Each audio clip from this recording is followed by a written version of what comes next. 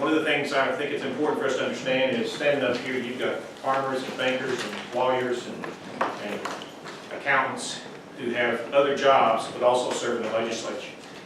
So what this next section does is say there are going to be times when we're considering legislation that will affect your particular industry or work, and you need to disclose that, or you can't participate in that.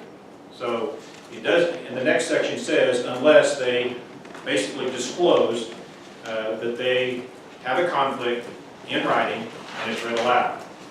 Because the fact is, when we have banking issues, I like to hear from a banker that I trust and is in the legislature.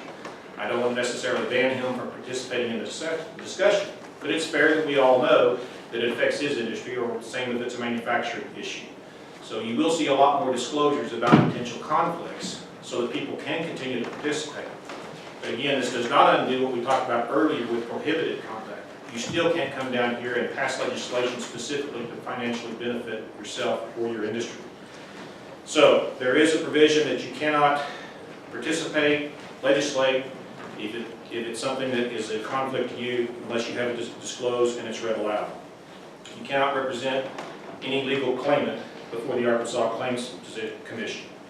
You cannot serve as a lobbyist, and you cannot have a member of your family employed by the Senate. Now, let me just say there's one error in your draft that we will be changing because it says a member of your family or a member of the staff's family. We're not intending to go that far. It is going to be basically members of the family of the senators will be eligible to be employees of the Senate.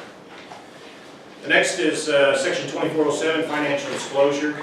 As you all know, we have annual financial disclosure requirements for the Secretary of State. This adds to that. There'll be an additional reporting requirement of January the 31st, but instead of just the normal 12,000 to 5 or above, you basically have to report everything. Anything less than 1,000, the brackets will be anything less than 1,000, 1,000 to 12,500, 12,500 to 50, or more than 50,000. So you'll have to have much more disclosure about the details of where your income comes from. And that includes your spouse, or a dependent. So you'll have to disclose any entities of your spouse or dependent that own at least 5% of the business, as long as that 5% has a value of more than $1,000. You'll have to list any real estate that is rented or leased to lobbyists or any entities doing business with the state. And for attorneys or consultants, there'll be an additional requirement that if they do referrals after they're elected, they have to report that and the amount of compensation that they receive for any referrals. There's also a supplemental reporting requirement that if your situation changes over the course of a year, you will have to file a report quarterly. If it changes by more than $10,000, or you can file a report that just says no change. Section 24.08 is the creation of this new committee, the Select Committee on Senate Ethics. There'll be 5 members appointed by the pro tem, 2 from the minority party, so there'll be a 3-2 balance. They'll elect a chair and a vice chair. They'll serve the entire General Assembly time. One of the things that we'll talk about at the end of this meeting is we're going to go ahead and, assuming these rules are approved next week, appoint those members and ask them to begin their work in preparation for the next session. They will have the ability for executive session, but most hearings will be in public and no action will be taken in executive session.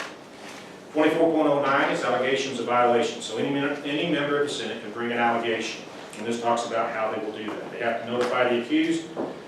At the same time, they notify the Ethics Committee, and then the Ethics Committee will have 10 days to begin a hearing and an investigation. There's procedures in there about if it's a member of the Ethics Committee, then either the pro tem, the minority leader, or his designee will replace that member on the committee.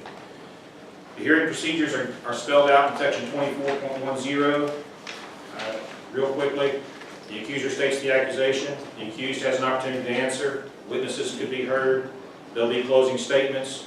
Within 20 days of conclusion of the hearing, the committee will present their findings and recommendations to the pro tem, who then within 10 days must report that to the Senate.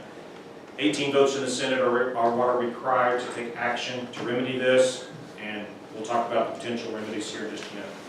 And in fact, 24.11 does give the potential remedies. These are the same that have been available to the Senate currently, but just so everybody's aware, they've They start at a letter of caution, to loss of committee assignments, to loss of leadership position, to loss of seniority, a temporary suspension up to expulsion. And then there's also a provision for other if the committee or the Senate decide to do so.